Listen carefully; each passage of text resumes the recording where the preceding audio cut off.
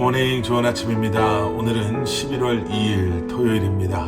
오늘도 말씀으로 또 여러분들을 찾아뵙습니다. 여러분들이 계신 곳에서 오늘도 말씀으로 새로운 한 날을 시작하실 때 여러분 이 말씀을 통해 허락하시는 하나님의 은혜와 평강이 여러분들의 삶 가운데 충만하기를 기도하겠습니다. 비록 우리가 한자리에 함께 하고 있지는 않지만 우리가 있는 그곳에서 우리가 함께 기도하며 또 함께 주님 앞에 나아갈 때 우리를 말씀으로 하나 되게 하시는 하나님의 은혜가 우리 교회 또 우리 공동체 안에 함께 할 줄 믿습니다. 오늘도 말씀이 여러분들의 삶 가운데 온전히 세워지고 또 여러분들의 삶은 온전한 예배로 또 하나님께 드려지는 그런 하루가 되기를 소원합니다. 자, 오늘 우리에게 주시는 하나님의 말씀은 시편 63편 1절부터 11절까지의 말씀입니다.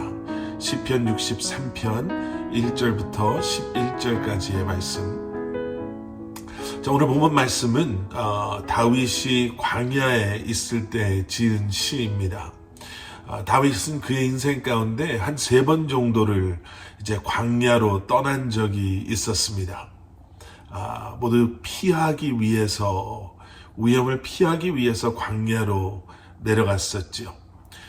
모두 다, 3번 모두 다, 인간적인 희망이나 소망 같은 것이 없었던, 그러한 위기의 상황이었습니다. 그런데 바로 그 광야에서 다윗은 하나님을 찬양하고 있습니다. 여러분, 광야는 어떤 곳인가? 광야는 외로운 곳이죠. 또 열악한 곳입니다. 그런데 바로 그곳에서 다윗의 영성이 드러납니다. 오늘 보면 1절부터 다윗의 신앙이 그의 고백을 통해서 드러나게 되죠. 1절 말씀. 하나님이여, 주는 나의 하나님이시라. 내가 간절히 주를 찾되 물이 없어 마르고 황폐한 땅에서 내 영혼이 주를 갈망하며 내 육체가 주를 앙모하나이다. 여러분, 지금 다윗은 하나님을 찾고 있습니다. 하나님께서 나의 하나님이 되시기에 나의 하나님을 간절히 찾는다라고 고백하고 있습니다.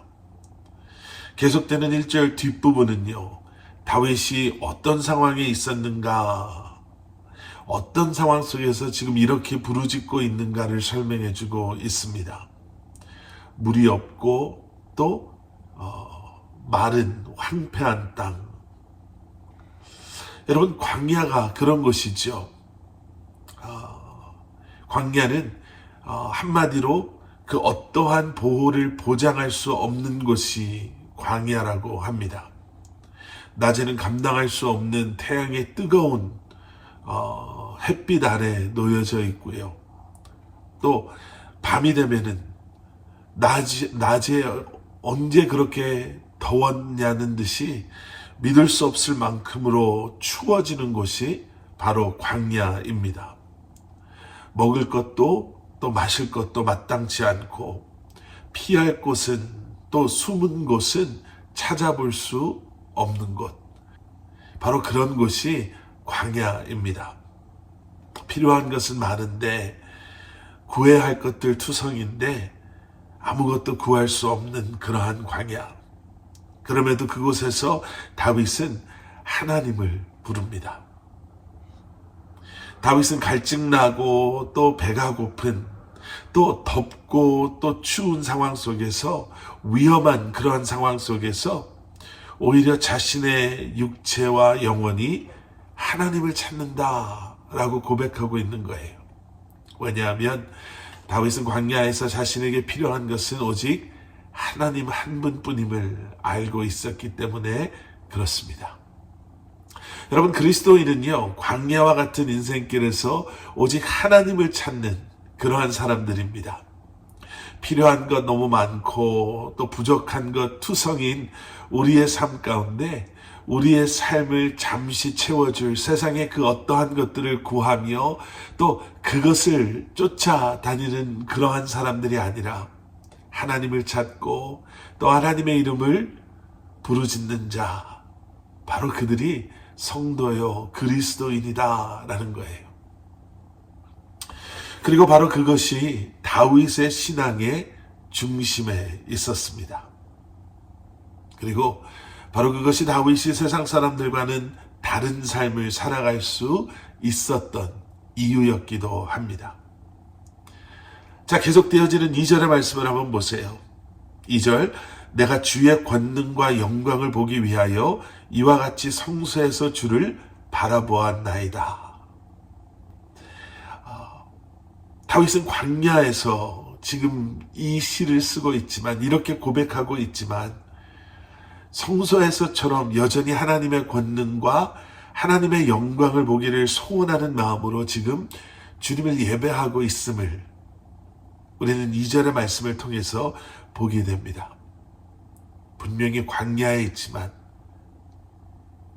지금 그곳에서 다윗이 하나님을 바라보고 주님을 찬양하며 예배하고 있기에, 그곳은 광야였지만 그곳이 성소요, 바로 그곳이 예배의 자리였다라는 겁니다. 다윗은 왜 하나님을 이토록 부르며 구하고 있었을까? 3절 말씀, 주의 인자하심이 생명보다 나음으로 내 입술이 주를 찬양할 것이다. 시편의 핵심 주제가 여기에 다시 한번 등장합니다. 나는 주님을 찬양할 것입니다.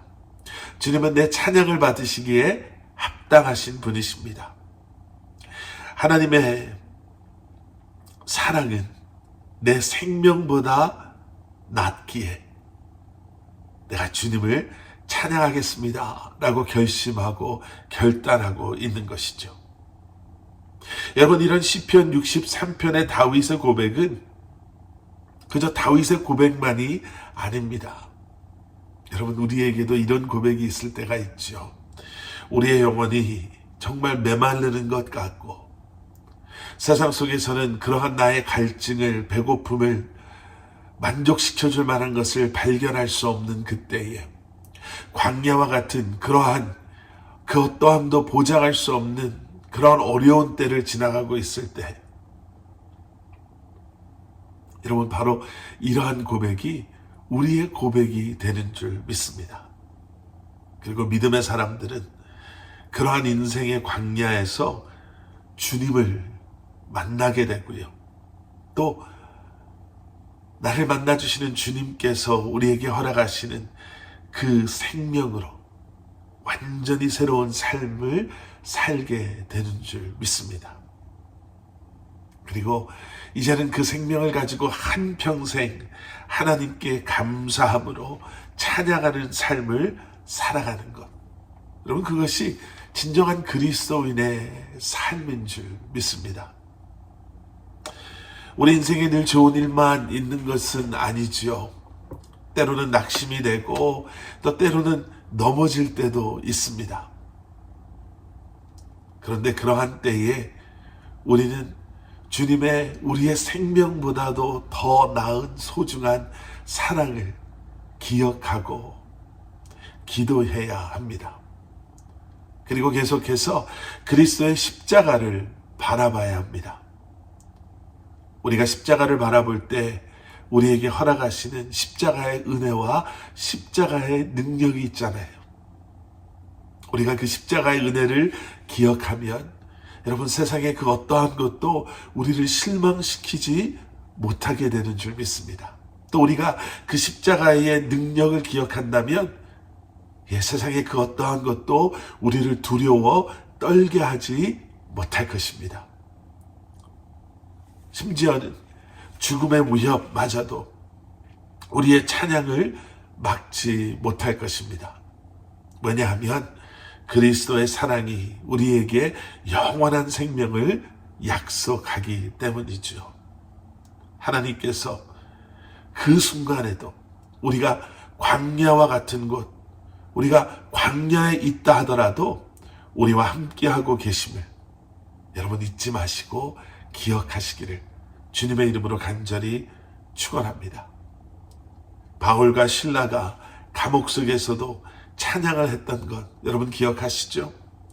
장소가 중요한 것이 아니라, 우리의 상황이 중요한 것이 아니라, 시간이 중요한 것이 아니라 우리가 십자가를 바라보미, 그리고 십자가를 바라보는 그 순간, 그리고 우리가 있는 그곳에 우리의 삶 가운데 그 십자가가 세워질 때, 여러분, 우리는 그 십자가의 은혜와 능력으로 어떠한 상황도 이겨낼 수 있는 줄 믿습니다. 우리 함께 기도하시겠습니다. 사랑의 주님, 오직 주님 안에서만 우리 영혼이 참된 쉼을 얻을 수 있음을 기억하게 하셔서 오늘도 우리에게 허락하신 이 새로운 한 날도 주님만을 바라보며 주님만을 의지하며 살아가게 하여 주시옵소서. 오늘도 주님께서 우리와 함께 하심을 믿고 기억하며 그 은혜로운 현실을 우리가 느끼고 경험할 수 있기를 소원합니다. 예수 그리스도 안에 있는 우리는 생명 안에 있음을 기억하므로 오늘 하루도 생명이신 예수 그리스도를 찬양하며 전하며 살게 하여 주시옵소서.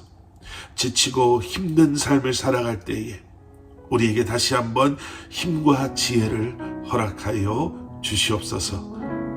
예수 그리스도 이름 받들어 간절히 기도드렸사옵나이다.